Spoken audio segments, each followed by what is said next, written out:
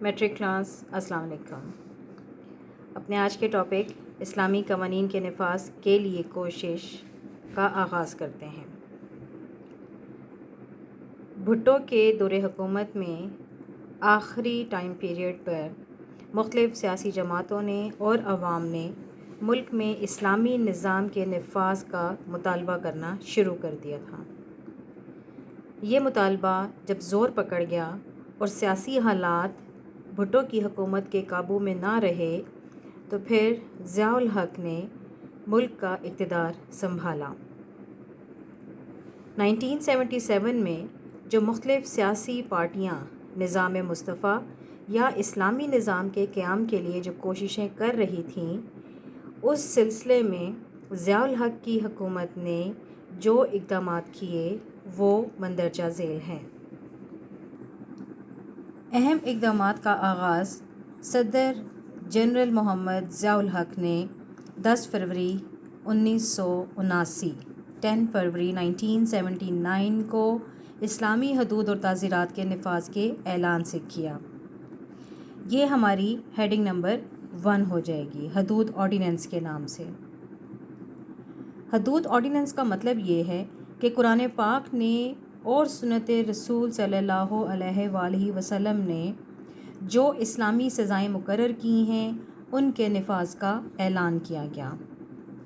اس سلسلے میں 4 اہم گناہ اور ان کی سزائیں جیسے شراب نوشی، زنا، چوری اور قذف یعنی الزام تراشی کے لیے اسلامی سزائیں مقرر کی گئی ہیں۔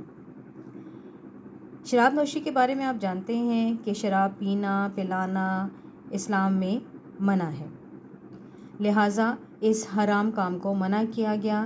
اس کے بنانے والے، اس کے بیچنے والے، اس کا کاروبار کرنے والے، ان تمام لوگوں کو سزا دی جائے گی جو اسلام نے مقرر کی ہے۔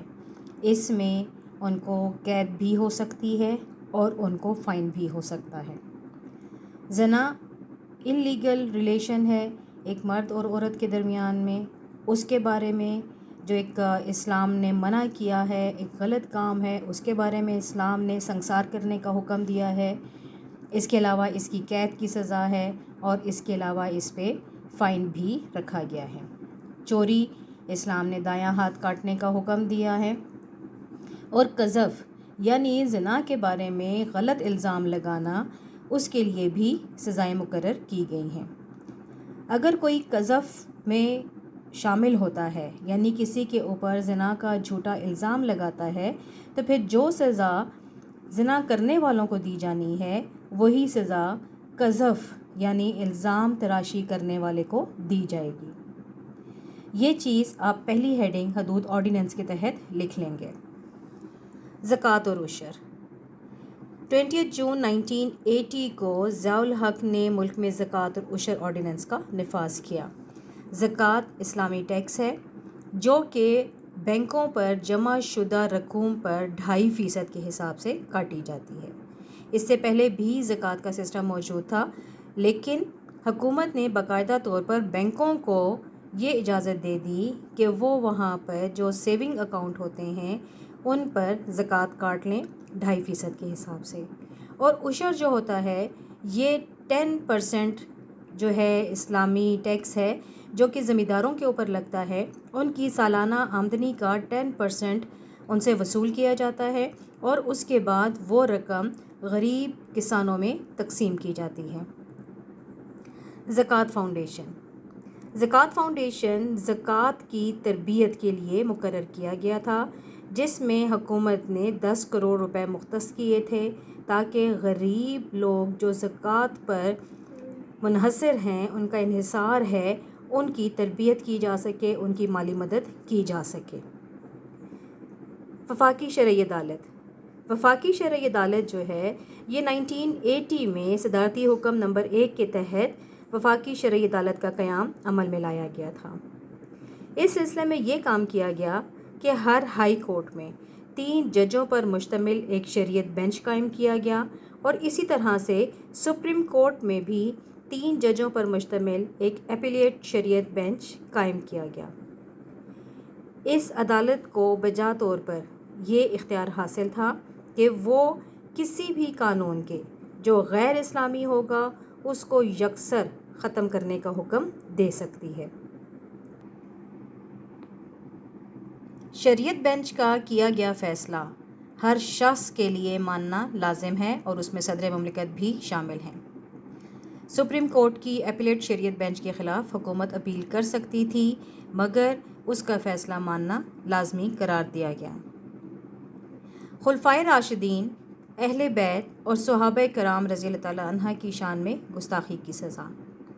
حکومت نے باضابطہ طور پر آئین کی دفعہ 298 میں ترمیم کر دی اور اس میں یہ کہا گیا کہ خلفائے راشدین جو ہمارے 4 خلیفہ ہیں، ان کی جو اہل بیت ہیں، جو حضرت امام حسن، امام حسین، حضرت علی اور حضرت فاطمہ اور ان سے متعلق جو لوگ ہیں وہ تمام صحابہ کرام کی شان میں گستاخی کرنے والوں کو 3 سال قید کی سزا دی جائے گی۔ وہ سزا بامشقت ہوگی یا جرمانہ یا یہاں تک کہ دونوں سزائیں بھی دی جا سکتی ہیں، لہٰذا ان کے خلاف کسی قسم کی بھی بات نہیں کی جا سکتی۔ نیکسٹ ہمارا پوائنٹ آتا ہے مطالعہ پاکستان اور اسلامیات کی لازمی تعلیم۔ حکومت نے BA/BSc کی سطح تک تمام اداروں میں پاکستان اسٹڈیز اور اسلامیات کے مضامین کو لازمی قرار دے دیا۔ یہ کام اس لیے کیا گیا تاکہ BA لیول تک پہنچتے ہوئے جو اسٹوڈنٹس ہیں ان کا ذہنی معیار اس حد تک پہنچ جاتا ہے کہ وہ یہ جان سکیں کہ اسلامیات کی تعلیم کو عملی زندگی میں کس طرح سے پورا کرنا ہے۔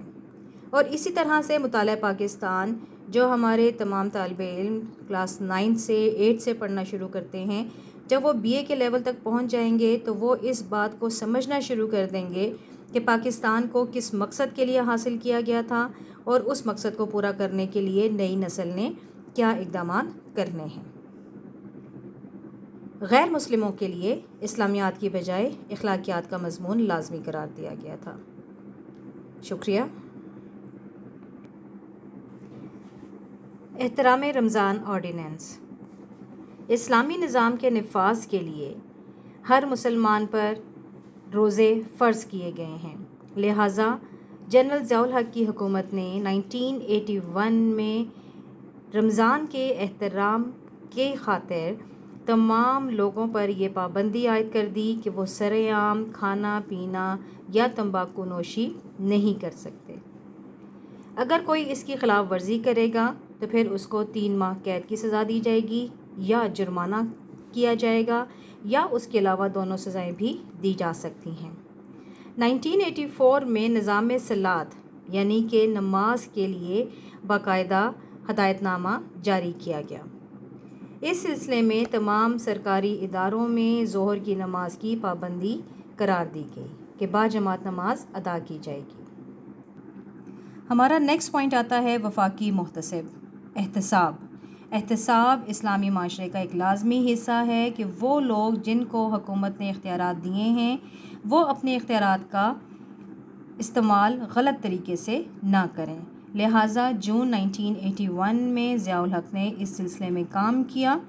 اگر کسی بھی شہری کو کسی بھی سرکاری محکمے یا کسی افسر سے کوئی شکایت ہے تو وہ سادہ کاغذ پر اپنی شکایت لکھے گا اور وفاقی محتسب کو بھجوا دے گا، لہٰذا حکومت ایسے تمام عناصر کے خلاف کام کرے گی اور لوگوں کو انصاف پہنچانے کی کوشش کرے گی۔